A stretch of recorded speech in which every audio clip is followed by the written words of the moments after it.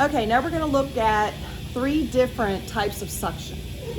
What we used for regular cleaning, we're not dealing with chunks of cement, glue, parts of teeth. So we're just going to use a regular saliva ejector, just regular suction for water out of the mouth, water, saliva, and blood, okay?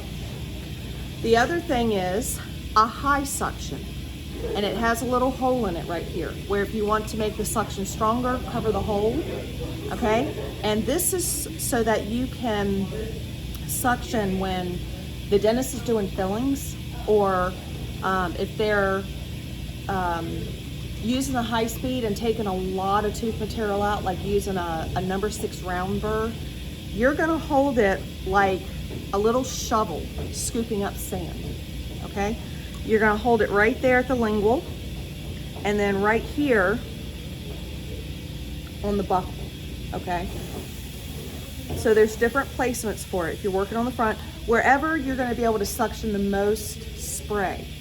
I showed y'all last class how the high speed, if you have water in it, it sprays, okay? You wanna minimize that spray going up to the dentist and yourself, okay?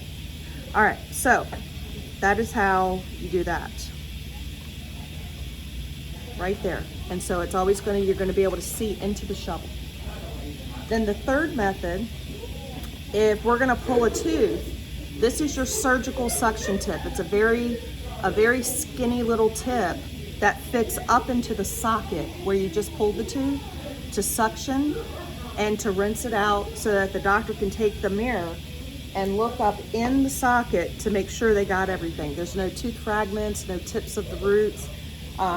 Typically when they pull a tooth, they're gonna look at the roots to make sure that it's all intact. If it's not, they're really gonna search in there and even take like a spoon excavator and see if there's anything that they feel that's not soft tissue, okay? So those are 3 different types of suctions, but the one that we use most are the saliva ejector for water, saliva, and blood, and then the high volume evacuator to get the big stuff. And then let's say you do suction some big items, it's gonna get filtered in the chair's filter, little plastic trap. And so it doesn't go in the lines and clog anything up, okay?